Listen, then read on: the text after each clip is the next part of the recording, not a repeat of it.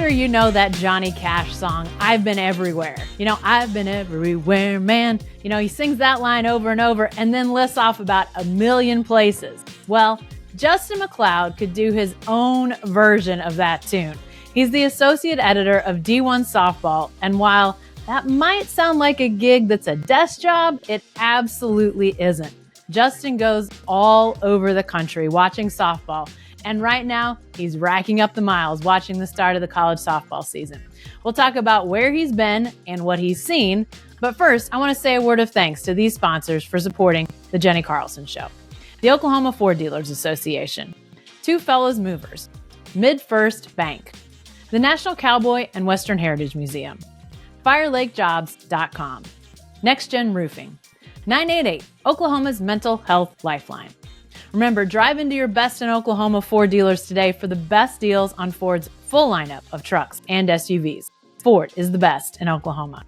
And hey, if you're thinking about moving, let's face it, a box of pizza and a case of beer just don't work like they used to. Nobody wants to help you.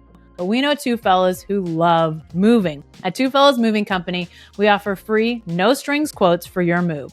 With over 20 years experience, we've pretty much moved it all. Our services don't end at moving either. Need to do some remodeling or spring cleaning? We've got you covered with dumpster rentals and junk haul services. Remember, our quotes are free and there are no strings attached.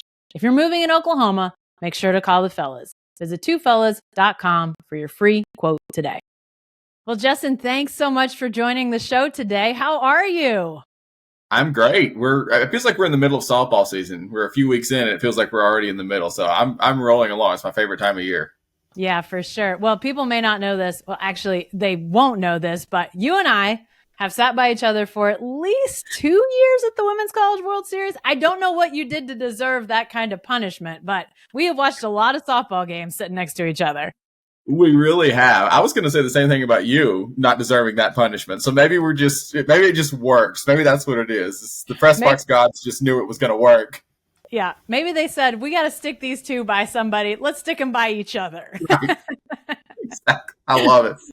I referenced actually in my intro, the song I've Been Everywhere by Johnny Cash, and you have kind of alluded to it already, how this feels like the season has already been going on for a while. I think that's because you've been everywhere, Justin. Where has the softball season taken you so far? Well, so I started in Florida. I usually start in Florida every year. But within 2 weeks in Florida, I was in Tallahassee, Boca Raton, Clearwater, back to Boca Raton, Orlando, back to Clearwater, to Gainesville. Yeah, I think that's everything. I think I hit every major softball city in the state of Florida with the exception of Tampa, and that was just because of a last-minute schedule change. Wow. I've been to Clemson and Georgia since then. I think my travels this year during the season are going to take me to 14 states. Wow. Yeah. That's awesome. Do you have a mileage count so far? I'm just right around 3,000, like 2,900 right now. That's pretty good for 3 weeks. Correct. Last year I topped out right around 16,000, but that included some summer travel too. So we may have a new record this year. Ooh, you're starting off strong. You're putting yourself in a position to break that record. We'll see how it goes. Well, since you've seen so much already, let's start here. Let's talk about the most impressive teams you've personally had a chance to see so far. Who really sticks out in your mind's eye 3 weeks in, who you've gotten a chance to see play already? I think Texas and Georgia probably top the list. Clearwater is a little bit of a wash just because there were so many numbers, whether it's the balls or something else. But still, to watch those two teams perform the way they did and to see them in person and be able to quantify some of the things you maybe don't see in person, but when you're watching a game or even looking at a stat sheet that maybe you see, I think those are probably two of the ones that impressed me the most in person. I thought Texas would be really good this year. I don't know that I necessarily thought they would be as good as they have been so quickly. I mean, you think about a Reese Atwood and just what she's done in the first 3 weeks. I don't necessarily know that I expected them to perform to the level they have. Georgia, powerful team. I think their pitching's held up. So those are probably two of them. And then impressed in a different way, probably Oklahoma State. just because I think coming into the year, I didn't know what to expect from Oklahoma State. And 3 weeks in, I'm fairly comfortable saying this might be just the good old Cowgirls still. So different vein than Texas and Georgia, but from an impression standpoint, I think Oklahoma State probably qualifies for that list for me too. Well, I want to talk more in depth about Oklahoma State and Texas in a second, but you mentioned the offense that was down in Clearwater. The only thing that stopped it was the Florida rain, which stopped the tournament cold, unfortunately. But what are we supposed to take from all of that? Was that a one-off, or are we getting ready to see something, sort of otherworldly when it comes to these offenses moving forward? I think it leans more towards the side of it being a one-off. There have been some things going around that maybe the balls that were used were not the same balls that you see used in other portions of the season. They would have been the word I've heard is they would have been a ball that benefited a hitter more, a lighter ball. So, flies further, et cetera, et cetera. So I think things like that definitely lend themselves to it being a one-off. I think, too, when you get into that weekend and you have so many games packed so close together and all these different things, I think there's something to be said for, sometimes offenses are going to be the ones that benefit from a tight schedule or from a packed schedule because pitchers can get tired. Great pitchers can get tired. And not that happened this year necessarily, but the combination of the ball situations and then just everything else that went on in Clearwater, I tend to think it's a little more of a one-off. At the same time, I think offenses are benefiting at a rate now more than they ever have in the game. So, I think those two do coexist. But in terms of Clearwater, I think it's a one-off. I don't think we're going to see a lot of 30-run games.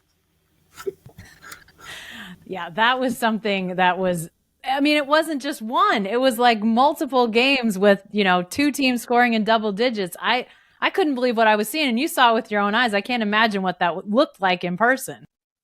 Well, it's like, I like to go between fields. So, I don't like to sit behind one field. I like to be able to watch two games at once. So I can stand between one and I'll watch one and I'm watching it and, it's a strikeout or whatever. And then behind me, all these cheers and it's another dinger.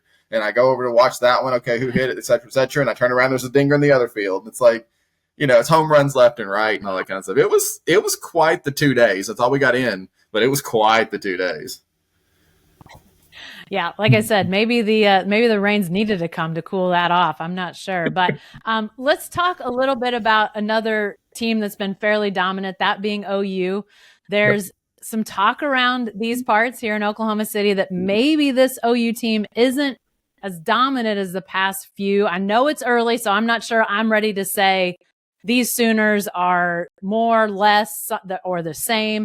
But I know the Sooners maybe not somebody you have watched in person yet, but what so far have been your impressions of the Sooners?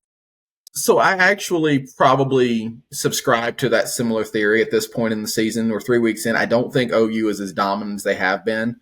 It sounds crazy to say it, but when I have to look at things like they haven't run ruled teams that they probably quote unquote should be run ruling, just looking at past practice and looking at how it's come through in the early part of this season, I don't think they're as dominant, but at the same time, that's such a bar that I think they can be not as dominant and still be, still have a winning streak that lasts through so much of the year. Like I think quantifying not as dominant, even though I do think they're not as dominant, quantifying that I think is a whole nother ball game. I will say my big question coming into the season was the pitching staff. 6 arms. You have Kelly Maxwell in that 11th hour transfer from OSU.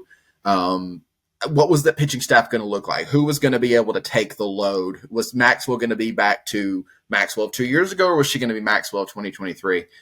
To me, I think that's the thing I've looked at the most in the early goings. Obviously, Maxwell, she's been Big 12 Pitcher of the Week once or twice already. I think she so far has looked being back to her shape from 2 years ago, which I think is huge for OU because they need somebody like that. I'm still intrigued 3 weeks in how the rest of that pitching staff is going to develop, because you really can't give 6 arms quality innings through the course of a year. At a point in time, somebody's going to have to, come in relief of a Wednesday game, and that's all the action she gets that week. Like, it's just nature of the beast. But the pitching staff is probably what I've watched the most. I've been impressed with Maxwell, and I'm curious to see how the rest of that staff shakes out the next few weeks, even into the start of conference play. because that to me is the place that I think could go the most one way or the other for the Sooners. But so far, it looks good. Yeah. When you think about that winning streak, what gives you confidence that that Sooners could keep adding to it? It sounds like pitching may be the biggest question that maybe could hold them back from continuing that winning streak, but sort of on both sides. Why could they keep it going for a while longer? But then what's your biggest concerns of maybe a loss or two coming for OU? So I think for me, why could they keep it going for a while? Go there first. I think their biggest non-conference tests were in week 1, the Dukes, the Washingtons down in Mexico. And those were tight games, but they won. So, tight game, it's great. It's great for the viewers, but when you win, you win.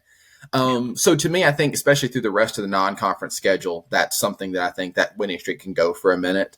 I think too, in the preseason, there were probably 3 teams that I thought even in conference were in shape to potentially beat OU. And one of those that I thought might have a shot at it was UCF, who has looked a little weaker in the early going than I expected him to be. Now, on the flip side, what could stop that winning streak? I do think that the non-conference games that OU has, I think there are a couple of teams that could slug with them, which I think is what you have to do. If you're going to beat them, you have to slug with them. But then I think there's a couple of teams in conference once they get into the heart of conference play, obviously a Texas, even in Oklahoma State, a different look Oklahoma State than we're used to. Maybe you're a little more of roadblocks than you would expect. So I think certainly through the rest of non-con play, I don't necessarily anticipate them losing. But I think there are some roadblocks and some potential pitfalls. And I do think the pitching is probably what I think if and when something like that were to come into play, I think it's going to be because of the pitching staff. Well, you don't know how I've got my questions listed out here, but my next one was Texas and Oklahoma State. We have been sitting by each other too long. We're now doing this thing where we're playing off each other. Okay, so Texas, Oklahoma State. I know for me, these are 2 teams that I've been most surprised by because of how much better they've been than maybe I expected. Not perfect teams, but they've had some dominant moments, both of them. Break down these 2 squads for us from your perspective, Justin. I think people around here know Oklahoma State a little bit more than Texas, but what have you seen out of Longhorns and the Cowgirls? Well, I'll go Texas first. I think Tegan Cavan, the freshman, I think is a huge piece of them being so dominant so early. I mean, for a freshman to be able to come in, lead the team in the circle, be that effective right from the jump, that's huge. You don't see it every day. That's huge. So I think that's a big piece of Texas. I think, too, though, I love the way Mike White set it up. Like the young players he has. If you think about, a couple of years ago when Texas was in the Women's College World Series Championship Series against, obviously, OU, and you look at some of those players who were there, you had some older players, some veteran players. It would have been really easy for Mike White and for Texas to go into the transfer portal and start pulling kids in who had been All-Americans, who had been All-Region kids, who were players of the year in other conferences, to try to go along with that. And that's kind of the practice we've seen sometimes in the days of the portal. But what Mike White did was he had faith in his recruiting and he had faith in his young players who were coming in. And I think that faith has completely paid off at this point. You look at a Reese Atwood. It would have been really easy to, Reese Atwood and Katie Stewart and Katie Simmons, and but here's Jolie Mitchell coming as a transfer from Notre Dame, 2-time All-Region kid. Well, Reese and Katie, y'all are going to have to platoon so Jolie can start because we know what she's made of. Well, what you now have is Reese Atwood looks like a world beater through 3 weeks. I mean, if the season ended now, she's pretty much unanimous National Player of the Year, I think. And you have Katie Stewart still has a role in the lineup. You still have Jolie Mitchell in places. But Mike White put faith in those young players. He put faith in that young talent. He didn't go to the portal. And he also didn't bring in a huge class. He didn't bring in a huge recruiting class. So you don't have a bunch of battles. You don't have a bunch of players who, I know I'm good. I still have time left. Let me go to the portal where I can start. So I love the way they manage that roster at Texas. And I think it's really paying off for the Longhorns. And then Oklahoma State, I think that's just a looser, freer team than maybe we've seen in the last little while. But to what do you attribute that? I'm not sure. You still have some of those players who've been on World Series teams the last few years. They've got their own crop of young players. You think about a Rosie Davis. Like, I think she broke onto the scene in game 2 of the season. Like, so I think they've got a little bit of a young core of their own. Lexi Kilfoyle, kind of herself, looks a little bit like a world beater. This is her first time, if you think about it. All these years she's been in college softball, this is her first time as an unquestioned ace of a staff. And she's delivering. She's not crumbling under the pressure. She's delivering. But I really, in watching Oklahoma State, because I've seen them quite a bit in the first 2-3 weeks, they look like a much freer, much just more easygoing team. And, I mean, it's clearly a strategy that's paying off for them. Yeah. We've talked about some really good teams you've seen, teams you're watching from a distance, but keeping an eye on. I hate to project after 3 weeks to the end of the season, but Oklahoma City and the Women's College World Series is obviously something around here we think about constantly. Obviously, 8 teams will get here. Are there teams that right now, I don't know what it would be, your house, your car with the 3,000 extra miles on it already this season, whatever it might be, that if you had to put something big on the line, are there teams right now that you would say, I know in my heart these teams will be in Oklahoma City? Well, I mean, if I was betting my car, you didn't exclude OU, so I would go there first. That's a good start. No, I mean, OU is the given. I mean, I feel like they're the given until they're not. And I don't know that they'll not be the not for a while yet. I'm really confident in Texas. It's tough to enter with expectations and both surpass and also hold to that level.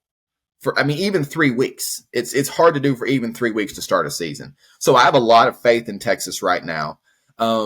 After those two, it gets a little more interesting. Georgia would probably be my next one on the list, just because I think they have such a powerful offense. They have pitching depth, like true pitching depth.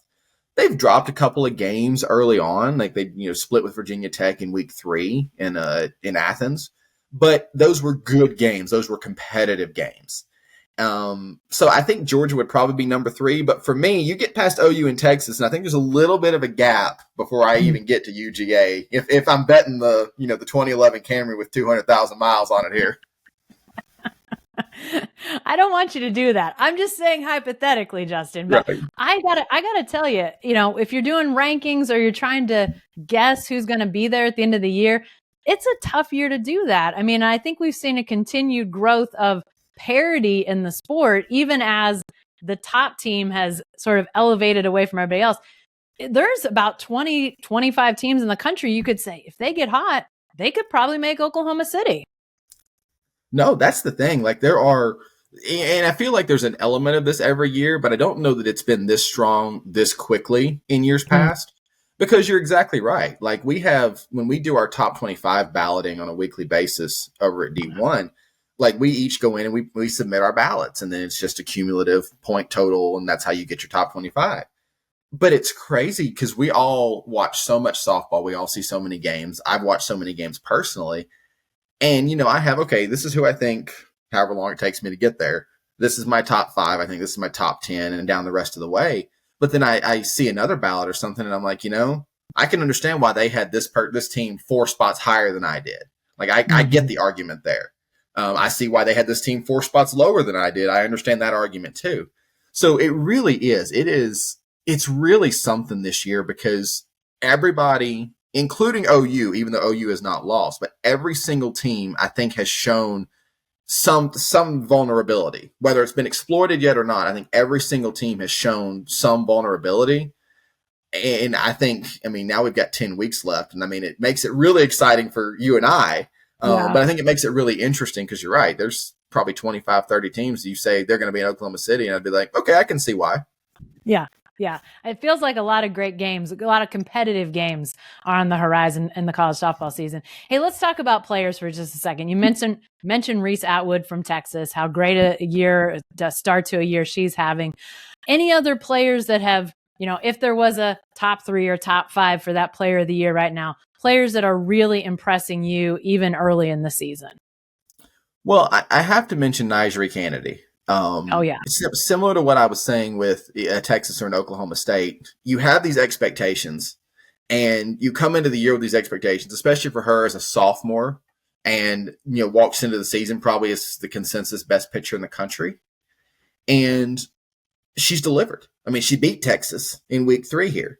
It's not that she's infallible. She's shown her vulnerability some too, but at the same time, she keeps winning, and she keeps being the same Nyjah Kennedy that we saw all the way to the Women's College World Series last year. Yeah. So Kennedy would certainly be on that list for me. Honestly, if I had a National Player of the Year and you said top 3 right now, it would be Atwood and Kennedy would be 1, 2. After that, I think it gets more interesting because I think you get into, to use the same word, more parity. I think you've got quite a few players on these teams because there's so many teams that are so good. I think you get into that category of, I could pull a Sarah Mosley or Jada Kearney from Georgia just as easily as I could pull Anna Gold from Duke, just as easily as I could pull a Coleman or a Jennings or a Hansen from OU. After you get past Atwood and her breakout early in the season, after you get past Nyjah Kennedy and her just delivering on the expectations even in year 2, that's when I think it gets way more interesting because there's a lot of players that, you say, okay, I think this one's in the top 3. Okay, I can see a case for them. Yeah, that's going to be great to watch. Lots of really potential names and superstars out there in the sport, which is always fun to see. Before we let you get out of here, Justin, I got 2 things I want to talk about. First, let's talk about the new pitch clock and the tech being used in games. This is the first year we've seen some of those changes. What's your sense of how that's changing games, not changing games, and just how it's being received at this point from teams, players, coaches, all that sort of thing? I think the pitch clock is I don't think there's really any issue with it. I think so it's always been a rule. They shortened the time now from 25 seconds to 20, but it's an emphasis, and you added the visible pitch clock or the option for a visible pitch clock. It's not mandatory, but the option for it. And I think everybody now obviously is aware, okay, pitch clock's a thing. We got to pay attention, whatever. In the games I've seen, I really haven't seen it be much of an issue. I've probably seen 2 or 3 time violations called. And it's early season, so here and there, that's to be expected. I haven't seen a lot of pitchers who've had to change their motions. I haven't seen a lot of batters who've had to, change their rituals. Maybe you only snap the batting gloves open and close twice instead of 3 times. Little things like that. Right. But I think the pitch clock, honestly, I'm not going to say it's pretty popular because I'm sure pitching coaches don't love being on a clock, and it being enforced more. But at the same time, I don't think anybody really has a problem with it because I think it's been managed pretty well. The places that do have visible pitch clocks, it's come in really handy, I think, because you can't argue if it's at 0. You can't argue if it's not at 0. Like, it's a pretty black and white thing. Even the umpires who are managing it, I know they've gone through some of the different the hiccups, I guess you might say, early on, just in operating and all that kind of stuff. But even the umpires, I think, are certainly in favor of it, and I think it's getting to be smoother sailing. So I think the pitch clock is and the tech that into it and all those kinds of things, I think is huge. I think it's pretty well received. Even maybe, like I say, maybe pitching coaches won't say that, but I think it's been pretty well received, and I think it's been pretty well managed so far. So if that keeps on, I think it's going to be something that's pretty good. Yeah, it seems like it's there, but not obtrusive, which seems like to me, if it was obtrusive, people might start to worry, is this effective? Haven't seen that be the case so far. Agreed. Hey, last thing I want to discuss with you, OU's got its new stadium, Loves Field, debuts Friday. Media and really not a lot of anybody has had a chance to see inside, but we do know this is going to be a much bigger stadium, biggest in the country for college softball, kind of a cathedral of the sport. Even though you and I haven't necessarily seen it, Justin, what does a stadium like this mean for the sport more broadly? I think we know what it means for OU. I think it's going to be pretty spectacular for OU. But what about the sport? Does this have bigger ramifications than just one program? Oh, it absolutely does. I'll go back to 2019 when Texas A&M built Davis Diamond. And some of the things they brought in there, whether it's the massive God-sized video board in left field or just some of the different amenities. Bigger in Texas. I was at the SEC tournament that year, and I think my eyes bugged out the first time the neons lit up on it. But every piece of Davis Diamond, the whole stadium is really well put together, whether it's the seating, whether it's the club seating, whether it's the hitting facility, whether even the room that we did media for the SEC tournament that year, which I think is their video room on a day-to-day basis. And Davis Diamond had not even finished full construction. They had some suites to finish when I was there, and I was still awed. I think that's the same thing with the stadium like Loves Field, because it does really set up the entire sport. The financial investment into it, whether that's from the folks behind Loves, whether it's other private donors, whether it's the school, the university system, wherever the money comes from, to have that financial investment into a state-of-the-art facility is huge. At the same time, even OU's deepest haters in the game of softball have to admit that's the biggest fan base. It's the most rabid fan base of any team in the country. It's not close. And that's not dissing any other fan base, but it's not close. So for there to be an opportunity for more of those fans to see softball on a regular basis, to be there and cheer for their team, and to just be part of college softball on a regular basis that maybe couldn't happen at Marita Hines, it's huge. So I think it's huge on a lot of levels. I'm looking forward to seeing it later in the year when I'm there for a series. I think it's huge on a lot of levels. And I think they've done it right. Like, they've chronicled the progress, but haven't given it away. So it's still kind of this hidden gem until this weekend, So I think they've done it right in how they've kind of shown bits and pieces, hard hat photos, things like that. But I think it's really good for the sport as a whole. Yeah. Hey, before we let you go, people know they can find you at d1softball.com, all your great content there. But where else can people go find you on a regular basis? Well, I pretty much live on Twitter, or so I'm told, at Just Facts Ma'am, which that's an old 1960s TV reference for those who've never understood that. It's Dragnet, Jack Webb, I gotta love it. But Just Facts Ma'am on Twitter is pretty much me on a daily basis. So that's probably the best place. Yeah, and people will see all your photos from all the places you visit, all the games, great interviews. I had a chance to see some stuff after OSU's impromptu game against Florida. People can find all sorts of great content there at your Twitter handle. I appreciate it. It's been a lot of fun. Yeah. Well, Justin, hey, thanks for joining us. I hope this isn't the last time, because there's a lot more softball to come. So let's consider this the first of many times that we're going to have you here on the show. Sounds good to me. It's always fun chatting with you, Jenni. All right. And thanks to all of you. If this was your first time hearing or watching the Jenni Carlson Show, be sure to subscribe on YouTube or your favorite podcast app. Also, subscribe to our newsletters from the homepage at selloutcrowd.com and download our new Sellout Crowd app for your iPhone or Android. Thanks again for being here, and we'll see you next time.